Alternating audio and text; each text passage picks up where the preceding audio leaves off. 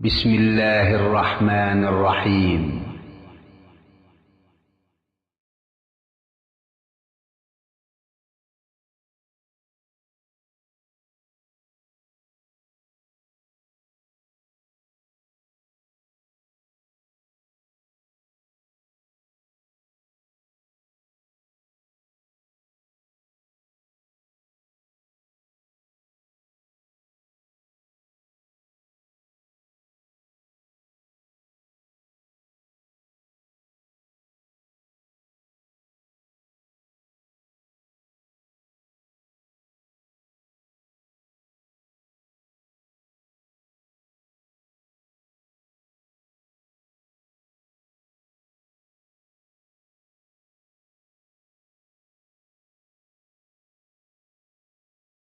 اعوذ باللہ من الشیطان الرجیم، بسم اللہ الرحمن الرحیم، الحمد للہ رب العالمین، الرحمن الرحیم، مالک یوم الدین، ایاک نعبد و ایاک نستعین، اہدنا الصراط المستقیم، صراط الذین انعمت علیہم غیر المغضوب علیہم ولا الضالین، آمین۔ قرآن مجید کی سب سے پہلی سورہ کا نام ہے سورۃ الفاتحہ، ام القرآن، ام الکتاب، شافیہ، سورۃ الرقیہ، السبع المثانی، کتنے نام ہیں، ایک ایک کی وجہ سے ایک ایک نام ہے۔ ام القرآن، قرآن کے سارے مضامین اور سارے ٹاپکس اس کے اندر جمع کر دیے گئے۔ سورۃ الفاتحہ سب سے شروع کی آیت سورہ۔ سورۃ الرقیہ دم کر کے پھونکنے سے اس سے فائدہ ہوا اور فائدہ ہوتا ہے، اس لیے کہتے ہیں۔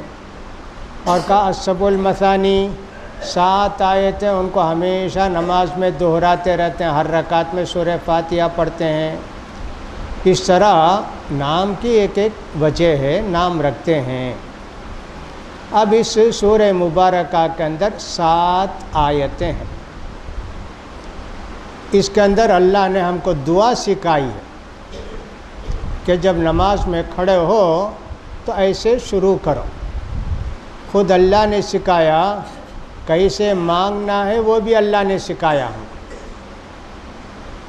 یہ اللہ کی کتنی بڑی مہربانی ہے، ایسے مانگو۔ پہلے تو اللہ نے ہم کو یہ سمجھایا کہ پہلے اللہ کی تعریف کرو، پھر اس کے بعد مانگو۔ بات ایسی ہے کہ جب بھی ہم کو کوئی دعا کرنی ہو، پہلے تو اللہ کی تعریف کریں، پھر پیارے نبی صلی اللہ علیہ وسلم پر درود پڑھیں، اس کے بعد جو چاہیں مانگیں، دینے والا اللہ۔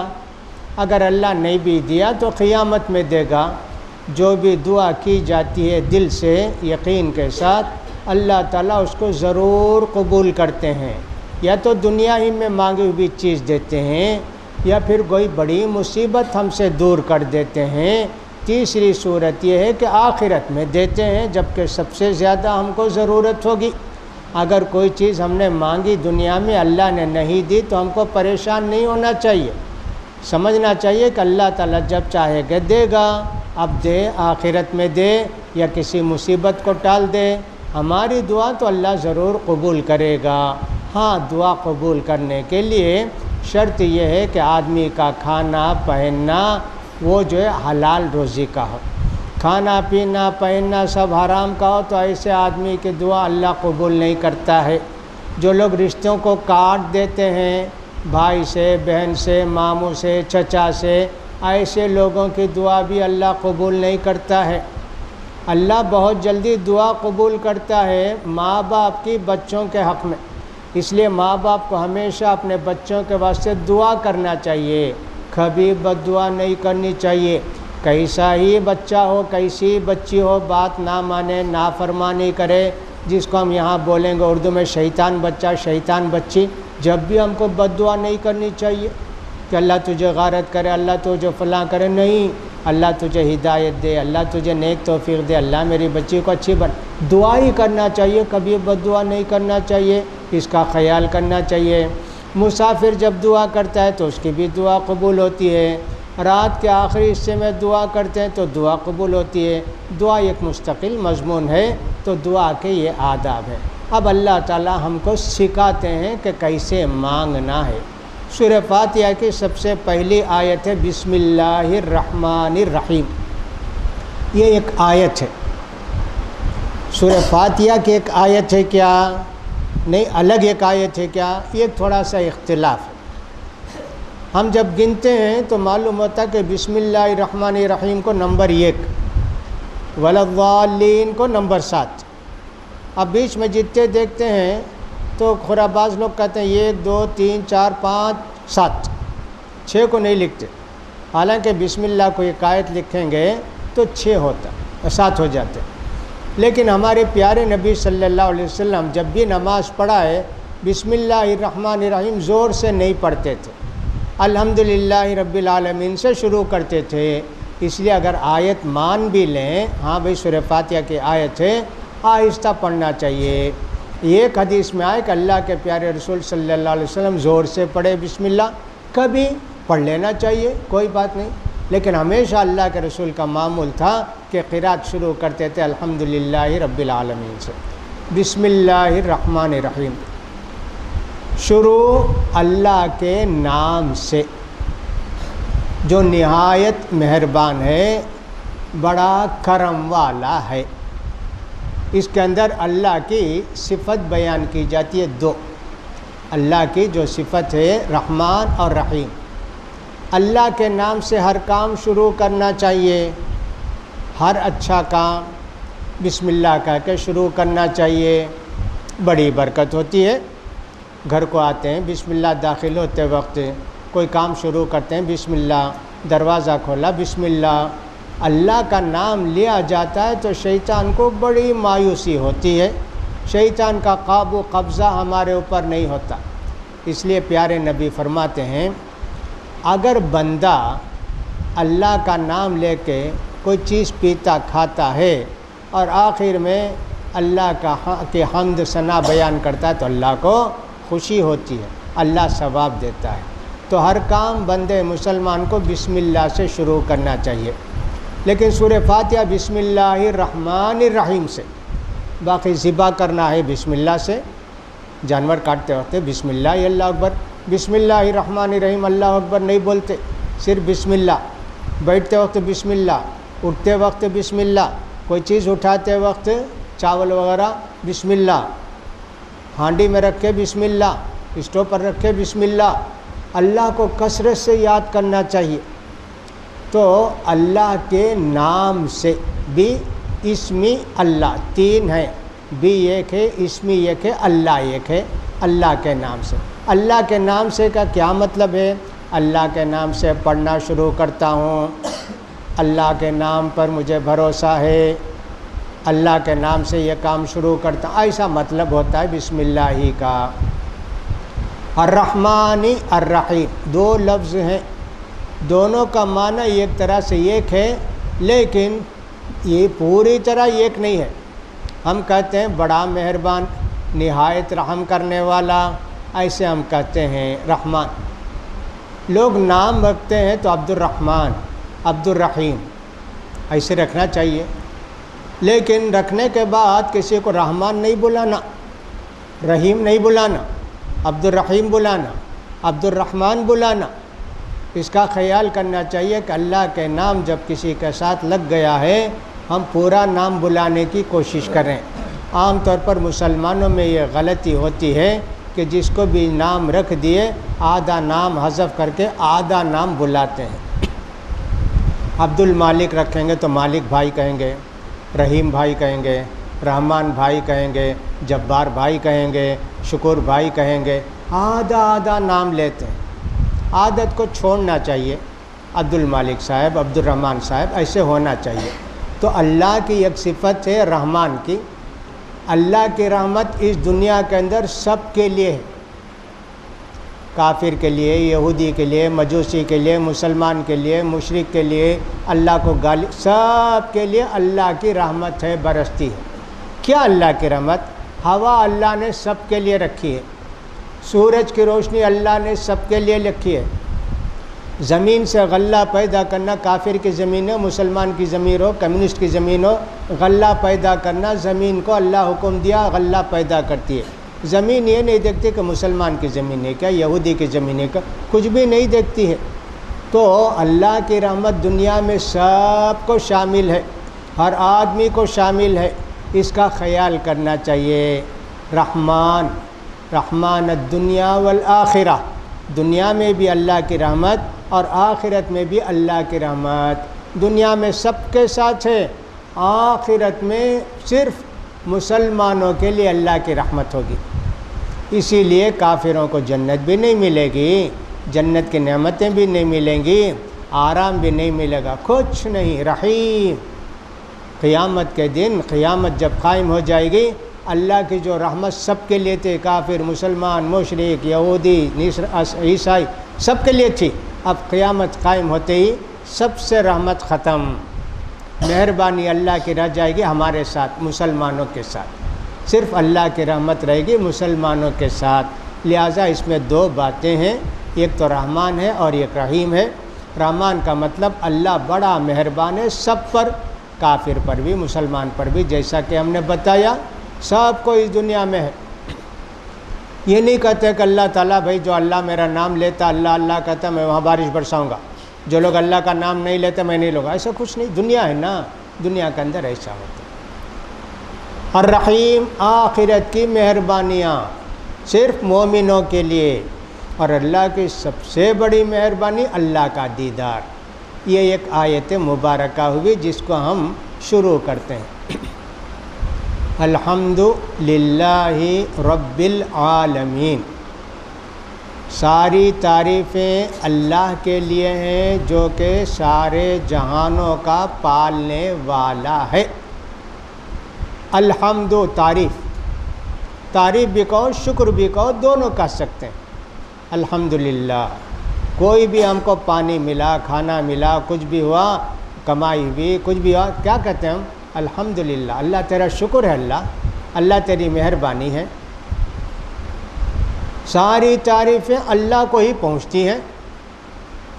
کسی خوبصورت بلڈنگ کو دیکھا، آپ نے کہا الحمدللہ، آپ نے یوں کہا ماشاء اللہ یہ کتنی اچھی بلڈنگ ہے، اللہ ہی کو پہنچی۔ کوئی بھی اچھی چیز ملی آپ کو، آپ کا شکریہ بھائی، اس کو توفیق کون دیا؟ اللہ دیا۔ کسی کی بھی تعریف کرو اللہ کو پہنچتی ہے، لیکن یہ بندے مومن اللہ ہی کی تعریف کرتا ہے، اور شکر جب ادا کرنا ہوتا ہے تو بندے کا شکریہ ادا کرتا ہے، اس کا شکر اللہ کو پہنچتا ہے۔ بھئی آپ کا بڑا شکریہ بھائی۔ کیا مطلب؟ اللہ نے آپ کو توفیق دی، آپ نے مجھے کام دیا، آپ نے مجھے پیسہ دیا، آپ نے میرے ساتھ اچھا سلوک کیا، الحمدللہ۔ ساری تعریفیں تم کچھ بھی کر لو، وہ اللہ ہی اس کا مستحق، اس لیے کہ اللہ کے حکم کے بغیر اس دنیا میں ایک پتا بھی ہل نہیں سکتا۔ جب اللہ تعالیٰ کی اتنی بڑی قدرت ہے تو اللہ ہی کا شکر ادا کرو۔ للہ، اللہ ہی کے لیے ہے۔ رب العالمین، سارے جہانوں کا پروردگار ہے۔ پروردگار کا لفظ فارسی کا ہے، اس کو ہم اردو میں کہتے ہیں پالن ہار، پالنے والا۔ رب کے لیے تین باتیں ضروری ہیں، ایک تو پیدا کرنا، ایجاد کرنا، ایک دوسرا اس کی ضرورتیں پوری کرنا جو کچھ ہے وہ، تیسری اس کو آخر تک پہنچانا جہاں تک کہ اللہ نے حساب کیا ہے۔ پیدا کرنا اللہ کے سوا کون پیدا کر سکتا ہے بھائی؟ ماں باپ جنتے ہیں، پیدا نہیں کرتے ہیں، کوئی کسی کو پیدا نہیں کرتا۔ خالق کہتے ہیں وہ اللہ ہی ہے۔ کہا کہ رب، وہ جتنی چیزیں دنیا کے اندر ان سب کا پیدا کرنے والا اللہ تعالیٰ ہی ہے۔ اس کو ہم خالق بھی کہتے ہیں، رب بھی کہتے ہیں۔ رب بہت جامع لفظ عربی کا رب۔ جب رب بولیں گے اکیلا لفظ تو صرف اللہ کے لیے بولیں گے۔ قبر میں کیا سوال ہوگا؟ مر رب کا، تمہارا رب کون؟ ربنا اللہ، ہمارا رب اللہ ہے۔ دیکھیے قرآن کہتا ہے ان الذین قالوا ربنا اللہ ثم استقاموا، جو لوگ کہ یہ بولے ہمارا رب اللہ ہے پھر اس پر ڈٹ کر رہے، ہاں ان کے لیے خوشخبری ہے، رب پالنے والا اللہ ہے۔ ایک بات تو یہ ہوئی، ضرورتیں پوری کرنا۔ اللہ اکبر، کس کی کیا ضرورت ہے میرے بھائی؟ انسان کی ضرورتیں، فرشتوں کی ضرورتیں، جنوں کی ضرورتیں، حیوانوں کی ضرورتیں، پرندوں کی ضرورتیں، چیونٹی کی ضرورت، ہاتھی کی ضرورت، جو چیز کے پہاڑ، جو چیز کے آسمان ہے، جو تارے ہیں، سورج، سب کی ضرورت پوری کرنا، یہ بھی رب کے اندر ہی آتا ہے۔ رب سب کو، اللہ اکبر، بچہ پیدا ہوتا ہے اللہ تعالیٰ کیا انتظام کرتا ہے اس کے لیے۔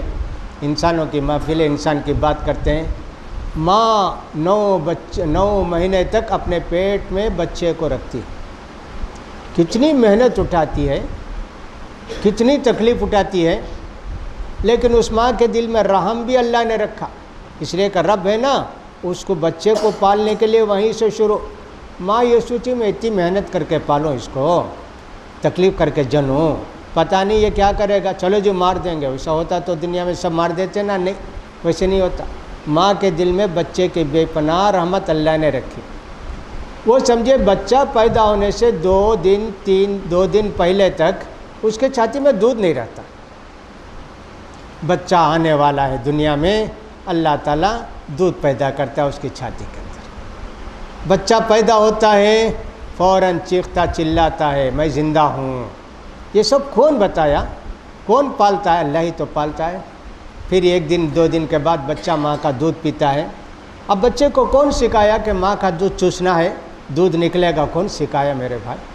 سوچئے، انسان کا بچہ بغیر دانت کا پیدا ہوا، بکری بھینس کو سب دیکھو پورے دانت بھر کے رہتے ہیں منہ میں اس کے، سبحان اللہ، دانت کے ساتھ پیدا ہوتے سب، وہ گھاس بھی کھانے کی کوشش کرتے ہیں، دودھ بھی پیتے ہیں۔ کتنی حکمت اللہ تعالیٰ کی ہے، جب اس کے بچے کے منہ میں ذرا دانت آنے رہتے ہیں، اس کا معدہ ذرا سخت ہو جاتا ہے، کھانے کی بھی کوشش کرتا ہے، کھاتا ہے۔ کیسے پالتا اللہ تعالیٰ ایک بچے کو؟ یہ تو انسانوں کی بات ہوئی، جانوروں کا، پرندوں کا، کس کا میرے بھائی؟ اللہ اکبر، ایک پرندہ ہے جس کو ہم گدل کہتے ہیں، خفاش کہتے ہیں، اللہ اکبر، دنیا میں ایک ہی پرندہ ہے جو بچہ جنتا ہے، جتنے پرندے سب انڈا دے کر بچہ نکالتے، اللہ اکبر، اللہ کی قدرت دیکھیے، اس پرندے کو اللہ نے بچہ دینے کے لیے، جننے کے لیے رکھا، اور دودھ پلاتا ہے وہ پرندہ اپنے بچوں کو۔ یہ اللہ کی بتنی کتنی بڑی قدرت ہے، یہ رب ہے، ہر چیز کی ضرورت اللہ پوری کرتا ہے۔ چیونٹی خوشبو کہاں سے ہو جاتی ہے، کبھی لا کے آپ نے رکھ دیا کوئی مٹھائی کا ٹکڑا، پتہ نہیں کہاں رہتی ہے چمٹی، سیدھا آتی ہے اپنا حصہ کھا کے جاتی ہے، اپنا حصہ کے سب کو بلا کے بھی لاتی ہے کہ چلو وہاں مٹھائی رکھی ہوئے کھاتے ہیں۔ آپ سوچ بھی نہیں سکتے تھے کہ صاحب کہاں چونٹی ہوگی، لیکن اللہ نے اس کی خوشبو اتنی تیز رکھی ہے کہ آپ کہیں بھی رکھے ہو جاتا ہے۔ اللہ اکبر، کیا کیا قدرت اللہ نے رکھی ہے، اللہ اکبر۔ آپ دیکھتے جائیے کہ ہر چیز میں کہیں گے اللہ تو بہت قدرت والا ہے، اللہ تو ہی رب ہے، اللہ ماننا چاہیے۔ رب العالمین، ہر چیز کو آخری تک پہنچانا۔ انسان کو ہم لے لیں، پیدا ہوا، بڑا ہوا اور بڑا ہوا، بالغ ہوا، پھر اس کے بعد شادی بھی ہوئی، پہنچایا، اللہ نے جو عمر لکھی تھی آخری میں پہنچا کے موت بھی دیا، یہ بھی رب ہی ہے۔ ایک چیز کو آخری تک پہنچانا، دنیا پیدا کیا اللہ تعالیٰ، اس کو بھی ایک آخری وہ ٹائم رکھا ہے، وہاں پہنچانے کے بعد یہ دنیا ختم ہو جائے گی، وہ بھی رب ہی ہے۔ رب کا مطلب ہم نے بتایا 3، ایک تو یہ کہ پیدا کرنا، اور دوسرا اس کو پالنا، اس کے جینے کا انتظام کرنا، اور تیسرا ہم نے بتایا اس کے آخری انجام تک پہنچانا۔ یہ رب ہے، رب العالمین، اللہ اکبر۔ پانی بارش برستی ہے اللہ، ہمیشہ نہیں برستی ہے، سال میں چند دن بارش برستی ہے، کتنا انتظام اللہ نے رکھا ہے۔ پانی کے اندر اس کو اتارتے، زمین کے اندر اتارا، وہ زمین کے اندر جذب ہو گیا، ہم زمین کھود کے پانی نکالتے ہیں۔ برف کے بڑے بڑے پہاڑ پیدا کیے، وہاں سے برف پگھل کر آتا ہے تو ہم کو پانی ملتا ہے۔ نہریں اور نالے اللہ نے بنائے، وہاں سے پانی ملتا ہے۔ کتنا انتظام اللہ نے کیا پانی کا، اللہ اکبر۔ یہی رب ہے، عالمین کا، سارے جہانوں کا، صرف انسانوں کا نہیں، صرف جانوروں کا نہیں، صرف پرندوں کا نہیں، سارے جہانوں کا رب وہی اللہ، آسمان کا بھی وہی، زمین کا بھی وہی، رب العالمین۔ اس کا مطلب یہ ہوا، رب جب بولتے ہیں تو اس کو بولتے ہیں کہ صاحب اللہ تعالیٰ ہی خالق ہے، مالک ہے، پالنہار ہے، اور اسی کے ہاتھ میں ہماری زندگی اور موت ہے، رب العالمین۔ اب دوسری آیت کے اندر بتایا اللہ تعالیٰ نے الرحمن الرحیم، بسم اللہ کے اندر بھی یہ دو لفظ ہیں، الرحمن الرحیم کے اندر بھی یہ دو لفظ ہیں۔ یہ آسمانی کتاب ہے، ہمارا رب رحمت کا پہلو اللہ کے اندر زیادہ ہے۔ انسانوں کو آپ دیکھتے ہوں گے، بعض لوگ رحم زیادہ کرتے، وہ توڑ دیا، وہ پھوڑ دیا، وہ چرا لے، جان دے چھوڑے جی، جان دے چھوڑے جی، سب رحم، غصہ آتا نہیں۔ بعض لوگ غصہ زیادہ، فلاں گالی دینا، فلاں کرنا شروع کرتے ہے نا۔ ویسے ہم دیکھیں تو اللہ کے گنہگار بندے کتنے ہیں میرے بھائی، اللہ اکبر، 9990 پر 9 آدمی، اتنے آدمی جہنم کو جائیں گے، جنت کو ایک جائے گا۔ تو دنیا کے اندر کتنے گنہگار ہیں، بہت گنہگار ہیں نا۔ ہم مدراس میں دیکھ لیں بھائی، مسلمانوں کو دیکھ لیں نا، بے نمازی کتنے ہوں گے جی؟ بے نمازی 90 پر 5، نمازی 5۔ سوچئے جمعے کے نمازی آپ دیکھتے ہیں تو 60 پر 8، 70، 30 وہ بھی نہیں۔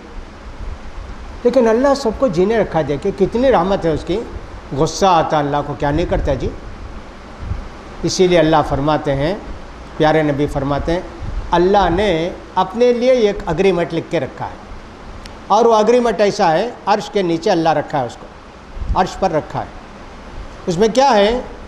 میں غصہ بھی کروں گا، رحم بھی کروں گا، لیکن رحم زیادہ، غصہ کم۔ غصہ دب جائے گا، رحم کا دروازہ کھل جائے گا۔ قیامت میں اسی نہ ہوگا بھئی، اللہ کے نیک بندوں کو تو قیامت میں کوئی تکلیف نہیں، قبر سے اٹھنے کے بعد اللہ ان کو آرام سے رکھے گا، گنہگار ہی نہ پسینے میں ڈوبے رہیں گے۔ تو اللہ چاہے تو کہا جاؤ مرو، نہیں کہتا اللہ، ہاں فیصلہ کرتا ہوں، فیصلہ کر کے جو گنہگار تھے، موحد تھے، توحید پر تھے، ان کو دھیرے دھیرے جنت میں بھیجا، اور جو مشرک تھے ان کو جہنم میں بھیجا۔ اللہ کی کتنی بڑی رحمت ہے میرے بھائی، اتنی رحمت۔ اور دنیا میں ہم دیکھتے ہیں جو رحمت ہے، ایک بھینس اپنے بچے کو نہیں کھودلتی، ایک انسان، ایک ماں اپنے بچے کو نہیں مارتی۔ رحمت کے 70 حصے، وہ 70 حصے میں سے ایک، رحمت کے 100 حصے، وہ 100 حصے میں سے اللہ نے ایک حصہ دنیا کے سب لوگوں کو دیا ہے، انسانوں کو بھی، جانوروں کو، سب۔ باقی 99 حصہ اللہ کے پاس، وہ قیامت میں اللہ تعالیٰ اس کا مظاہرہ کریں گے۔ الرحمن الرحیم، عام طور پر یہی سمجھا جاتا ہے کہ اسلام کے اندر بڑی سختی، بھائی ان کا اللہ معاف کرتا نہیں، ان کا اللہ ایسا کرتا، سزا دیتا، جہنم، یہ وہ، ہمیشہ۔ اسلام کے اندر جو مرسی کا پہلو ہے کسی دین میں نہیں ہوگا۔ وہ ایسے لکھتے ہیں چرچ وغیرہ کے اندر کہ جیسس کی مرسی، فلاں کی مرسی۔ ارے قرآن پڑھ کے دیکھو جی، قرآن میں پہلی آیت کیا ہے؟ بسم اللہ الرحمن الرحیم، 2 لفظ، الرحمن الرحیم 2 لفظ، اس سے بڑی رحمت کیا ہے؟ اللہ رحمت ہی رحمت ہے جی۔ قیامت کے دن جو بھی شرک نہیں کیا ہوگا اللہ ان سب کو معاف کرے گا، شرک کے گناہ کو معاف نہیں کرے گا۔ رحمت اللہ کی اتنی ہے کہ جس کی کوئی حد نہیں۔ ایک آدمی بڑا غصے والا، بہت تیز طبیعت والا، پتہ نہیں کیسا آدمی تھا، کسی کے ساتھ کچھ بھی اختلاف ہوا، لڑائی جھگڑا، مارا قتل کر دیا، مارا قتل کر دیا۔ ارے صاحب، 90 پر 9 آدمی کو قتل کیا اپنی زندگی میں۔ آخر میں اس کو بہت رونا آیا، اتنا گناہ کیا، اللہ مجھے معاف کرے گا کیا؟ بہت پریشان ہوا۔ اس زمانے میں جو ان کے نصرانی عالم تھے، کرسچن، ان سے جا کر پوچھے کہ بھئی اللہ مجھے معاف کرے گا کیا؟ میں 90 پر 9 آدمی کو قتل کیا ہوں۔ حیران ہو کر، 90 پر 9 تجھے اللہ معاف نہیں کرے گا۔ اب پھر غصہ آیا، اس کو بھی قتل کر دیا، کہا 100 پورے ہو۔ نعوذ باللہ، پھر رونا آیا اس کو، بہت پچھتا یا اللہ کیا ہو گیا، غصہ مجھے اتنا ہے کیا۔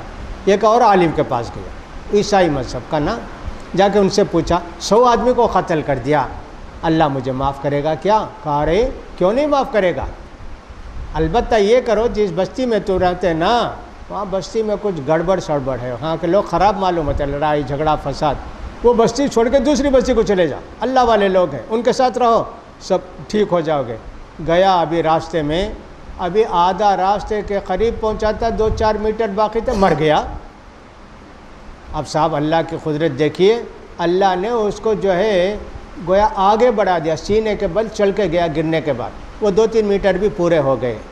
اس طرح اللہ کی رحمت کا مستحق ہو گیا، عذاب کے فرشتے اس کی جان نہیں نکالے، رحمت کے فرشتے اس کی جان نکال کر لے گئے۔ کتنا مہربان ہے ہمارا اللہ۔ انی انا الغفور الرحیم، قرآن میں اللہ نے اعلان کیا میں معاف کرنے والا بھی ہوں، رحم کرنے والا بھی ہوں۔ اللہ کی رحمت سے بڑھ کر کیا ہوگا میرے بھائی؟ تو ان سے زیادہ ہم اپنی اللہ کی رحمت کا اعلان کریں۔ اس لیے تقریر کرنے والے، بیان کرنے والے ہمیشہ ڈراتے نہ رہیں بلکہ اللہ کی خوشخبریاں بھی سنائیں، اس لیے کہ اللہ تعالیٰ نے دونوں باتیں قرآن کے اندر رکھی ہیں۔ جہاں بھی جہنمیوں کا ذکر آیا فوراً اللہ تعالیٰ جنت والوں کا بھی ذکر کرتا تاکہ جہنم کے عذاب سن کر مومن پریشان نہ ہو جائیں۔ نہیں جی، تمہارے لیے رحمت کے دروازے کھلے ہیں۔ الرحمن الرحیم، اللہ بڑا مہربان ہے، نہایت کرم کرنے والا ہے۔ مالک یوم الدین، قیامت کے دن اللہ ہی سب کا مالک ہے۔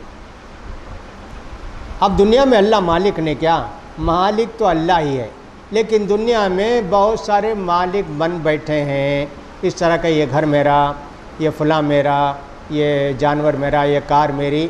مالک، ملکیت تمہارے ہے دنیا میں، قیامت میں کوئی بولے گا کیا میرا گھر، میری زمین، میری کار، میرا فلاں؟ ارے وہاں تو یہ بھی نہیں، میرے ماں، میرے باپ، وہ بھی ڈریں گے آدمی، پتہ نہیں میرا کیا ہوگا۔ ماں باپ کو بھی، بچوں کو بھی خیال نہیں کریں گے۔ خود اللہ پوچھے گا لمن الملک اليوم، آج بتاؤ ساری بادشاہت کس کی ہے؟ دنیا میں تم بادشاہ مالک بن کے بیٹھے تھے، جائز ہے، یہ نہیں کہ سب مالک نہیں بننا، مالک بنتے ہیں، لے اس کو کہتے ہیں مجازی ٹیمپروری، ہمارے ہاتھ میں کوئی چیز آتی ہے پھر وہ چلے جاتی ہے، یا تو ہم چھوڑ کے چلے جاتے ہیں وہ چیز چلے جاتی ہے۔ لیکن قیامت کے دن کوئی نہیں کہے گا، ایک پتھر بھی اٹھا کے یہ نہیں کہے میرا پتھر ہے، مالک کوئی نہیں رہے گا، کوئی جواب نہیں دیں گے۔ خود اللہ کہے للہ الواحد القہار، جو اللہ تعالیٰ سب پر غالب ہے، اکیلا ہے، وہ آج سب کا مالک ہے۔ آج کسی کو بولنے کی بھی اجازت نہیں، جس کو اللہ اجازت دے وہ بولے گا۔ مالک یوم الدین، بدلے کے دن کا مالک ہے، قیامت کے دن کا مالک ہے، وہاں بدلہ ملے گا۔ یہاں جو کچھ ہم کرتے ہیں پتہ نہیں کتنے سال کے بعد ملے گا۔ ایمان ہمارا اتنا مضبوط ہے، یہ 50,000 سال کے بعد ہو سکتا دنیا فنا ہو، 5 دن کے بعد دنیا فنا ہو، کچھ بھی ہو، لیکن ہم کرتے ہیں عمل اسی کے لیے۔ بہت بڑا بینک بیلنس ہمارا، وہ سب اس بینک میں جمع کر کر کے آدم علیہ السلام سے لے کے آج تک، اور آدم علیہ السلام سے پہلے جنات جو تھے وہ بھی نیک کام کیے ہوں گے تو ان کے عمل بھی سب رجسٹر میں، وہ عمل ہمارا۔ مالک یوم الدین، جزا کے دن کا، بدلے کے دن کا اللہ ہی مالک ہے، قیامت کے دن کا اللہ ہی مالک ہے۔ لہٰذا آدمی کو چاہیے کہ صاحب دعا میں ہمیشہ اللہ کو یاد کرے۔ نبی کریم صلی اللہ علیہ وسلم فرماتے ہیں، یہ ایک دعا ہے جی، بڑی پیاری دعا، بڑی اچھی دعا، قرآن کی ایک آیت، اس کے ساتھ ایک حدیث ملا لو۔ قرض اگر ہے نا تمہارے اوپر، اللہ ادا کر دے گا، تم کو فکر ہونا قرض لینے کی۔ حدیث میں کیا آتا، جو آدمی قرض لینا چاہتا ہے اس کو چاہیے پہلے نیت رکھے کہ میں ان کا قرض ادا کروں گا، جب بھی سہولت ہوگی فوراً دے دوں گا۔ نہیں، بعض لوگ تو قرض لیتے ہی نہیں دینے کے خیال سے، پہلے ہی معلوم دیں گے نہیں، آ کے بہت یہ وہ کہہ کے لے لیا، پھر چھپ گئے، نظر بھی نہیں آتے ہیں، ایسے دھوکے باز ہوتے ہیں۔ تو اللہ کے رسول فرماتے ہیں جو قرض اس نیت سے لیتا ہے کہ میں ادا کروں گا، اللہ اس کے لیے صورت پیدا کر دیتا ہے۔ تو فرماتے ہیں نبی کریم کہ جو بھی قرض میں مبتلا ہوگا اس دعا کو پڑھتا رہے گا تو اللہ تعالیٰ اس کے قرض کو ادا کر دے گا، اگرچہ کہ بہت زیادہ قرض ہو۔ کیا آیت ہے؟ سورہ آل عمران میں اللہ فرماتا ہے قل اللہم مالک الملک، یہ اللہ سارے کے ساری بادشاہت تیرے ہاتھ میں ہے، تؤتی الملک من تشاء، جس کو چاہتا ہے تو دنیا میں بادشاہت دیتا ہے، وتنزع الملک ممن تشاء، جس سے چاہتا ہے تو دولت چھین لیتا، حکومت چھین لیتا ہے، وتعز من تشاء، جس کو چاہتا ہے عزت کی زندگی دیتا ہے، وتذل من تشاء، جس کو چاہتا ہے تو ذلیل اور خوار کر دیتا ہے، بیدک الخیر، ساری بھلائی کا تو ہی مالک ہے، انک علی کل شیء قدیر، ہر چیز پر قدرت بھی تجھی ہے، تولج اللیل فی النہار، رات کو دن میں لاتا ہے، وتولج النہار فی اللیل، اور دن کو رات میں داخل کرتا ہے، رات دن آتے رہے۔ اللہ اکبر۔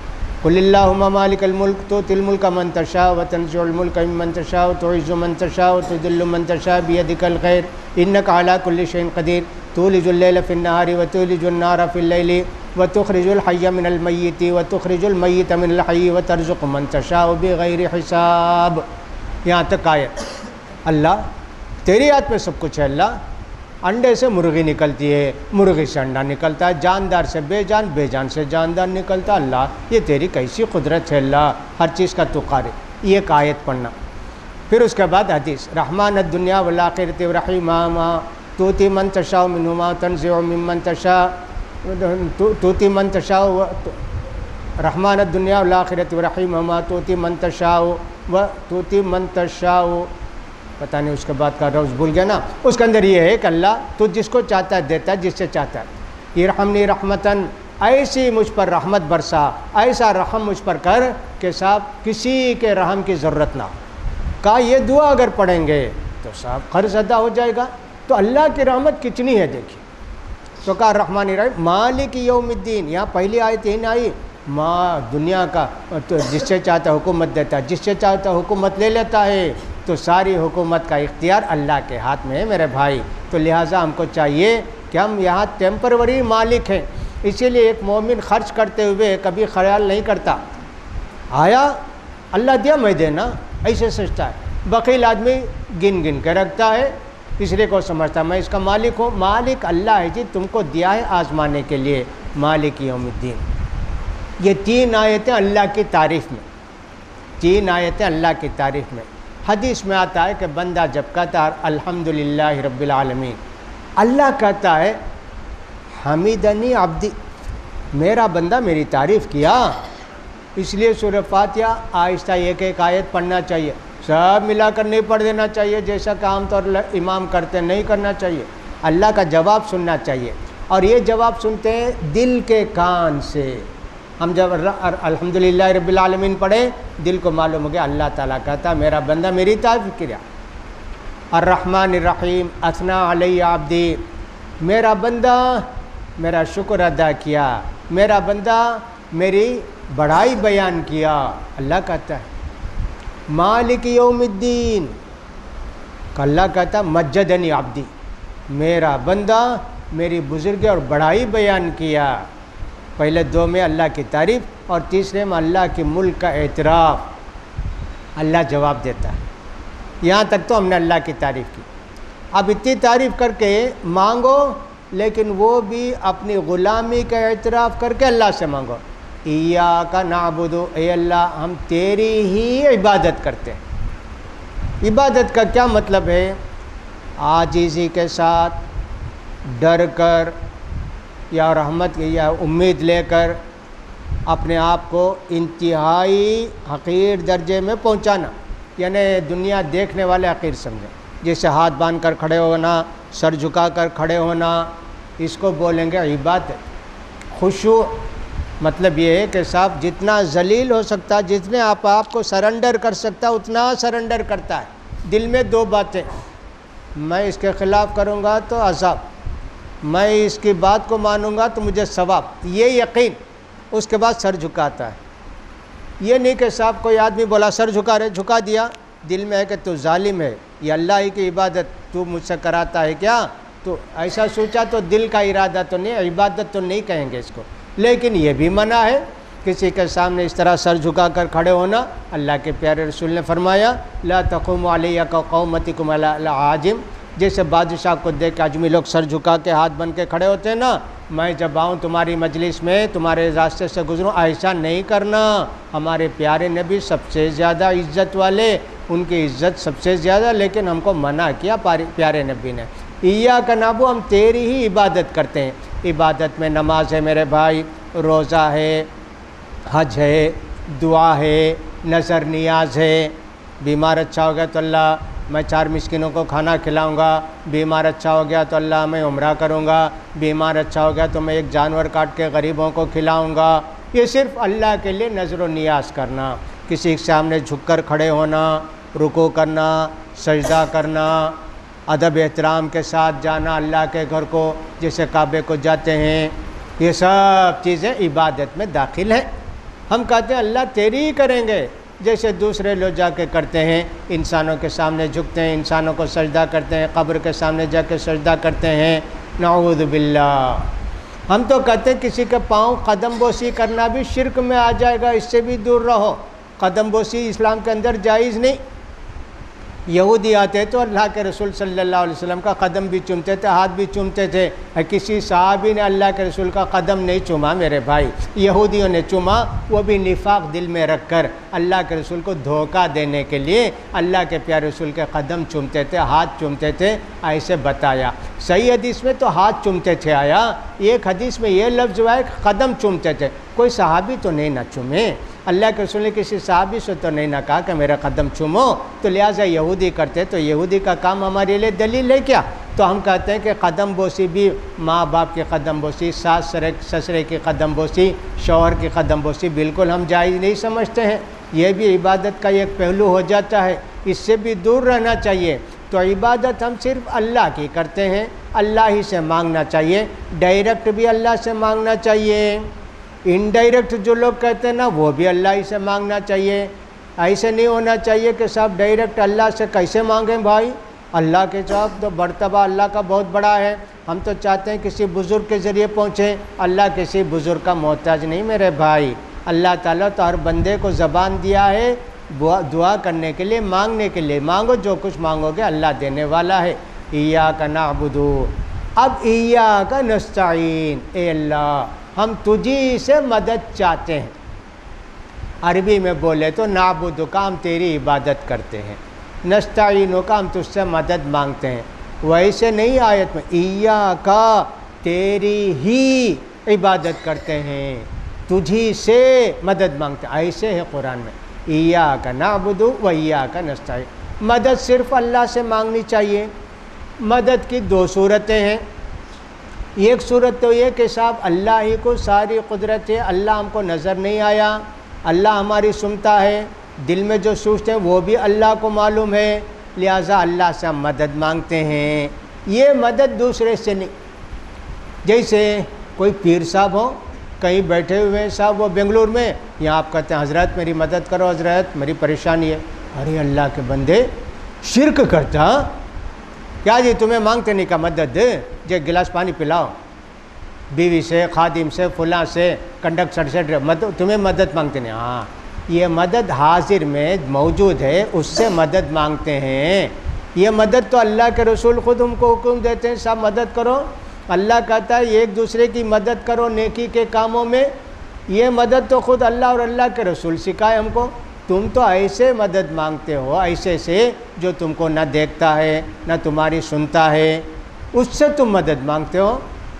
تم سمجھتے ہو کہ ہمارے نقصان اور نفع کا مالک ہے، ہم اس سے مدد مانگے تو ہمارے نفع نقصان کا دور کر دے گا، نقصان کو دور کرے گا، نفع پہنچے گا، یہ شرک ہو گیا نا جی۔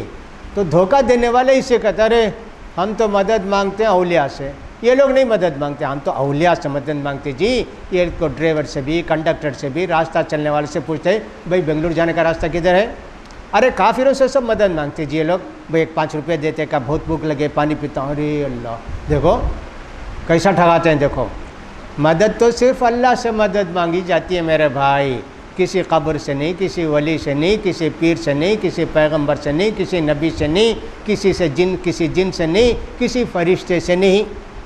یہ مدد ہم اللہ ہی سے مانگیں گے جس کی طاقت اللہ ہی کو۔ یہ سب تو مدد خود اللہ نے ہم کو سکھایا نا، اللہ کے رسول نے سکھایا نا کہ مدد کرنا، مدد مانگنا، مدد دینا، یہ سب ہمارے لیے فرض ہے جو ہماری طاقت میں ہے، لہٰذا اس کا خیال کرنا چاہیے۔ دل جیسے سوچتا ہے نا، گمراہ لوگوں کتنا بھی سمجھاؤ مانتے نہیں میرے بھائی، دل میں بات بیٹھ جاتی ہے تو نکلتی نہیں۔ ایک آدمی جا کے یہ قبر کے پاس رو رو کے مانگ رہا تھا، ولی صبح سے بھوکا ہوں، ولی کچھ کھایا نہیں، ولی کچھ پیا نہیں، کچھ دے دے کچھ دے دے کچھ دے، رو رو کے مانگتا ہے۔ ایک بندے کو رحم آیا، اس نے کہا بھائی صاحب ادھر آؤ، دیکھو وہ اللہ کے پاس پہنچ گئے، وہ خود تمہاری دعا کے محتاج ہے، تم ان سے دعا کرو، اللہ یہ نیک بندے تھے تو ان کی مدد کر، ان کے درجات کو بلند کر، ان کو سب نصیحت کیا۔ وہ نہیں دے سکتے میرے بھائی، مکھی بھگا نہیں سکتے، اگر بیٹھے سب دے کر 10 روپیہ اس کو دے دیا، جا بھائی چائے پی لے کھا لے، جاتے قبر کے اوپر گر گیا، سجدہ کیا، ارے الٹا ہو گیا قصہ، سمجھا کہ دیے، جا کے قبر کو سجدہ کیا، کیا بولتا سجدے میں، اللہ ولی تو کتنی قدرت والا ہے، دلایا تو وہاں بھی سے دلایا، میں مانگا تجھے تو وہاں بھی کو بھیجا تو میرے مدد کرنے کو واسطہ، بڑی قدرت تیری ولی۔ دماغ خراب ہو جائے، دل میں عقیدہ بیٹھ جائے تو کیا کریں گے، ویسے ہی جائیں گے، کیا کریں گے۔ ایاک نعبد و ایاک نستعین، بڑی جامع آیت، 3 آیت ادھر 3 آیت ادھر اور بیچ میں ایک آیت، اقرار کرو جب تو اللہ کی مدد آئے گی، اللہ اکبر، ایاک نعبد و ایاک نستعین۔ لہٰذا ہر مسلمان کو اللہ ہی سے مدد مانگنی چاہیے۔ نبی کریم صلی اللہ علیہ وسلم فرماتے ہیں اگر ایک مومن کے پاس نمک نہ ہو تو اللہ سے مانگے، چپل کی پٹی ٹوٹ گئی اللہ سے مانگے، اللہ دلائے گا، یہ نہیں کہ اللہ ڈائریکٹ بھیجے گا، اللہ دلائے گا جی، تم کو کہیں سے بھی مانگو اللہ سے، پہلا بھروسہ اللہ پر رکھو۔ اسی لیے ہم کہتے ہیں بیمار ہو گیا، اسپتال کو لے جا رہے ہیں، ڈاکٹر کے پاس جا رہے ہیں، پہلے دعا کر کے جاؤ، اللہ دوا کھانے کی اجازت تیرے رسول دیے ہیں، علاج کرنے کی اجازت تیرے رسول دیے ہیں، سب کچھ تیرے رسول بتائیں۔ ہم جاتے ہیں اسپتال، ہم جاتے ہیں ڈاکٹر، اللہ شفا دینے والا تو ہے، شفا دے اللہ، گئے ڈاکٹر کے پاس، دوا کھائے، بہت اچھا ہے نا، مدد مانگو پہلے اللہ سے، اللہ دلائے گا کہیں سے بھی۔ نستعین، ہم تجھی سے مدد مانگتے ہیں، اولاد کی مدد ہو، کاروبار میں ترقی ہو، برکت ہو، کوئی بھی ہو میرے بھائی، مانگتے ہیں مدد اللہ ہی سے، اللہ ہی کی عبادت بھی ہم کرتے ہیں، اللہ ہی سے مدد بھی ہم مانگتے ہیں۔ یہ 2 چیزیں بیچ میں آئی، اقرار بندہ کیا، اب کہتا ہے اللہ ہماری ایک ڈیمانڈ، ہماری ایک ریکویسٹ کیا ہے، اہدنا الصراط المستقیم۔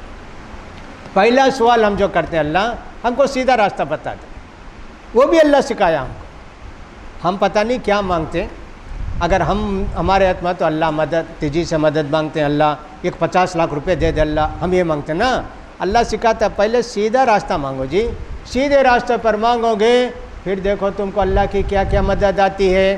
اس لیے کہ نبی کریم صلی اللہ علیہ وسلم فرماتے ہیں بندے پر اللہ نے جو فرض عبادتیں کی ہیں، جو عبادتیں فرض کی ہیں ان کو کرتا ہے بندہ تو اللہ بے حساب ثواب دیتا ہے، لیکن بندہ فرض نمازیں، فرض روزے، فرض حج وغیرہ سب کر کے نفل عبادتیں کرتے کرتے اللہ کے قریب ہوتے جاتا ہے، اللہ کا محبوب بن جاتا ہے، اللہ سے مانگتا ہے تو اللہ دیتا ہے، اللہ سے حفاظت چاہتا ہے تو اللہ تعالیٰ اس کی حفاظت کرتا ہے۔ سیدھا راستہ مل گیا نا، پھر اللہ ہم کو بے نیاز رکھتا ہے۔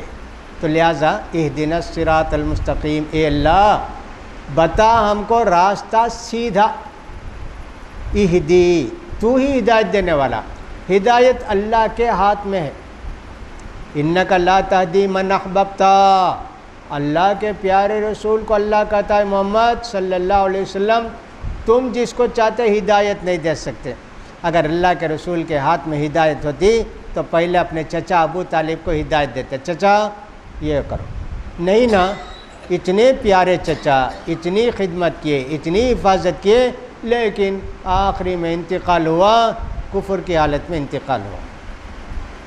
راستہ بتانا ہمارا کام، ہدایت پر پہنچانا وہ اللہ کا کام ہے نا۔ جیسے ایک آدمی پوچھا آپ سے بھئی پیرمبور جانے کا راستہ کہا، آپ چلے جاؤ، یہ نبی کا کام، جنت کا راستہ یہ کام کرو جی، جنت کو پہنچانا وہ اللہ کا کام، راستہ بتانا ہمارا کام۔ دوسرا آدمی ہے یہ راستہ، اچھا پیرمبور جانے کیا ہو، پکڑ کے لے جا کے پیرمبور میں چھوڑ گیا، یہ جی پیرمبور، وہ کہتے ہیں راستہ کو پہنچا، راستے کو پہنچایا۔ اور پہلا جو آدمی بولا ادھر جاتا راستہ بتایا، تو نبیوں کا کام ہے راستہ بتانا، وہ جنت پہ پہنچانا، راستے کو پہنچانا وہ اللہ کا کام ہے۔ اللہ نے قرآن مجید میں دونوں باتیں بتائیں، وَإِنَّكَ لَتَهْدِي إِلَىٰ صِرَاطٍ مُسْتَقِيمٍ، اے محمد صلی اللہ علیہ وسلم آپ سیدھے راستے کی طرف لوگوں کی ہدایت کرتے ہیں، لوگوں کو راستہ بتاتے ہیں۔ یہ ایک جگہ تو اللہ نے کہا تم جس کو چاہتے راستہ بتا نہیں سکتے، اور یہاں کہتا اللہ تعالیٰ کہ تم سیدھے راستے کی طرف لوگوں کی رہنمائی کرتے ہو۔ دونوں آیتیں الگ الگ ہو گئی نا، اس لیے لوگوں نے کہا اس کا مطلب یہ کہ راستہ بتانا تمہارا کام ہے، راستے کے آخری منزل کو پہنچانا وہ تمہارا کام نہیں، وہ میرا کام ہے۔ یہ اہدی، اے اللہ ہدایت دے، راستہ بتا، ہدایت کا مطلب ہوتا ہے راستہ بتا اللہ۔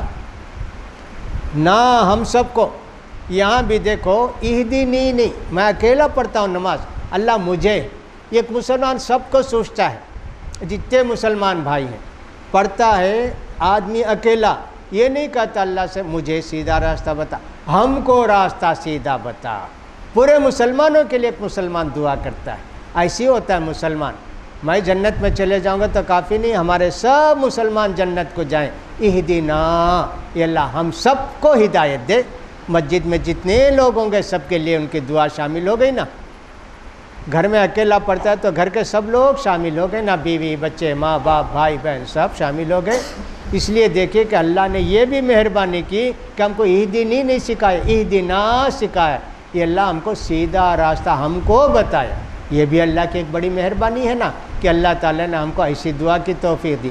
الصراط المستقیم، سیدھا راستہ، سیدھا راستہ اسلام کا راستہ ہے۔ ایک بار نبی کریم صلی اللہ علیہ وسلم نے ایک سیدھی لکیر کھینچی، اس کے بعد ادھر ادھر ادھر ادھر لکیریں کھینچی، وَأَنَّ هَذَا صِرَاطِي مُسْتَقِيمًا، یہی میرا سیدھا راستہ اللہ کا تعلق۔ ادھر ادھر شیطان کے راستے ہیں۔ آج کتنے راستے ہیں بھائی دنیا میں، کتنے مذہب ہیں، کتنے دین ہیں، کتنے ازم ہیں، اللہ اکبر۔ سب کہتے ہیں ہم ٹھیک ہیں جی، ہم سچے ہیں جی، ہم فلاں ہیں جی، سب یہی دعا کرتے یہ دعویٰ کرتے ہیں، لیکن ان کی بات صحیح ہے کیا؟ صحیح نہیں ہے۔ اہدنا الصراط المستقیم، بتا ہم کو راستہ سیدھا، سیدھا راستہ۔ اب سیدھا راستہ تو نظر آنے والا تو نہیں نہ ہے کہ سیدھا چلتا چلے جائے آدمی، لیکن اس راستے کے متعلق آئندہ آیتوں میں بتایا جاتا ہے وہ سیدھا راستہ کون سا راستہ ہے۔ لہٰذا یہاں کہتا آدمی اہدنا الصراط المستقیم۔ اب ایک آدمی پوچھے گا بھئی ہم تو مسلمان ہیں جی، آپ نے کہا کہ صراط مستقیم کا مطلب مسلمان اسلام، ہم تو مسلمان ہیں نا، پھر اللہ سے کیوں مانگتے ہیں اللہ سیدھا راستہ بتا؟ ہاں جی، دو مطلب ہوتے ہیں۔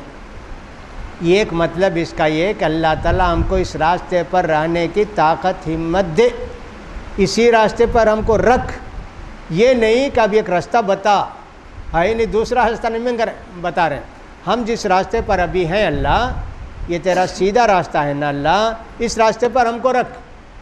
وہ کون سا راستہ ہے؟ بعد کی آیتوں میں بتایا جاتا ہے، جو تین آیتیں ان میں بتایا جاتا ہے۔ اہدنا الصراط المستقیم، اے اللہ بتا ہم کو سیدھا راستہ۔ بعض لوگوں نے چلا ہم کو سیدھے راستے پر، اب چل رہے نا الآخر تک ہم کو اس راستے پر چلا اللہ، ادھر شیطان ادھر شیطان، ادھر غلط لوگ ادھر غلط لوگ، کتنے لوگ گمراہ کرنے والے ہیں جی دنیا میں، اللہ اکبر۔ حدیث قرآن کو نہیں ماننے والوں کو گمراہ ہو جاتے ہیں، حدیث قرآن کو ماننے والے لوگ گمراہ نہیں ہوتے آسانی سے، الا یہ کہ کوئی آدمی حدیث قرآن کو پڑھ کے بے توجہ ہو جائے تو گمراہ ہوتا ہے۔ کچھ بھی کر لو جی، حدیث قرآن کے خلاف یہ کبھی گواہی نہیں دیں گے، کبھی خلاف نہیں کریں گے۔ امام احمد بن حنبل رحمۃ اللہ علیہ کو کھینچنا، مارا، پیٹا، امام ابو حنیفہ رحمۃ اللہ علیہ کو جیل میں رکھا سب، لیکن سیدھے راستے ہی پر رہے وہ۔ کبھی انہوں نے نہیں کہا کہ صاحب چھوڑو اس کو، جو بولتے ہیں مان لیں گے، نہیں جی، تم غلط بات کہتے ہو، تم مارو پیٹو جیل میں رکھو کچھ بھی کرو، ہم اس عقیدے کو نہیں چھوڑیں گے، اس بات کو نہیں چھوڑیں گے۔ وہی دعا ہم کو بھی کرنا ہے، اس لیے کہ حدیث میں آتا ہے کہ زمانہ ایسا آئے گا شام میں مسلمان صبح میں کافر، صبح میں مسلمان شام میں کافر، اتنے جلدی لوگ بدل جائیں گے، پیسے کے لیے کسی سے ڈر کر، کسی سے فلاں کر کے۔ اللہ ویسے ہم کو نہ بنا، لہٰذا ان آیتوں کے اندر اللہ رب العزت نے ہم کو دعا کرنے کا طریقہ سکھایا۔ یہ بہت پیاری آیت ہے، سورہ ہے، لہٰذا اس کو پڑھتے رہنا بہت ہی زیادہ ثواب کا کام ہے، اس کی فضیلت بھی بہت آئی ہے، لہٰذا سورہ فاتحہ ہم کو چاہیے کہ سب نماز میں پڑھتے رہیں، نفل نماز ہو کہ فرض نماز ہو، کوئی بھی نماز ہو، یہاں تک کہ جنازے کی نماز میں بھی سورہ فاتحہ حضرت ابن عباس سے یہ مروی ہے کہ سورہ فاتحہ زور سے پڑھ کے بتائے، جنازے میں بھی سورہ فاتحہ پڑھنا ہے، لہٰذا سورہ فاتحہ کو پڑھنا چاہیے۔ اب لوگوں نے تو چھوڑ دیا اس کو، اب کہاں پڑھتے ہیں بعد مرے ہوئے لوگوں پر، حلوے پر، بوندی پر، مٹھائی پر، سب فاتحہ فاتحہ فاتحہ۔ ہمارے ایک صاحب رہتے تھے تمل والے، یہ نا فاتحہ فاتحہ فاتحہ یار پار کر دے، ارے اللہ کیا بھی ایسا ہے، معلوم نہیں اس کو، یپو پاتہ فاتحہ فاتحہ ڈودرا رو ایسے بولے وہ۔ لہٰذا اللہ نے اتنی پیاری سورہ نازل کی، ہم کو اس کی جگہ رکھنا چاہیے، اس کی قدر کرنا چاہیے، اس کو پڑھتے رہنا چاہیے، اس کو دہراتے رہنا چاہیے، اور اس کو جو ہے اپنی مدد کے لیے بھی استعمال کرنا چاہیے۔ جیسا کہ میں نے کہا، ابن قیم رحمۃ اللہ علیہ کہتے ہیں کہ مکہ میں آب زمزم میں پھونک پھونک کر سورہ فاتحہ میں پیتا تھا تو اللہ نے مجھے شفا دی، اس لیے اس کا نام سورۃ الشفا بھی ہے۔ انشاءاللہ باقی آیتوں کی تفسیر بیان آئندہ اتوار کے دن کرنے کی کوشش کریں گے۔ یہ ذرا تفصیل سے سورہ فاتحہ کو ہم نے بتا دیا، باقی جو تفسیر کریں گے، جو بیان کریں گے وہ مختصر کریں گے، تاکہ جلد سے جلد ہم کچھ معنی مطلب سمجھ سکیں قرآن مجید کے۔ اللہ سے دعا ہے کہ اللہ تعالیٰ ہم کو قرآن پڑھنے، سمجھنے، اس پر عمل کرنے کی اللہ ہم سب کو توفیق دے۔ قرآن کا پڑھنا ہمارے لیے برکت ہے، اللہ تعالیٰ قرآن پڑھنے کی بھی توفیق دے ہم کو بھی، ہماری بہنوں کو بھی، ہمارے بھائیوں کو بھی، اللہ تعالیٰ اس کتاب مقدس کی قدر کرنے کی اور اس پر عمل کرنے کی سب کو توفیق نصیب فرمائے۔ وآخر دعوانا الحمدللہ رب العالمین۔ سبحانک اللہم و بحمدک، اشہد ان لا الہ الا انت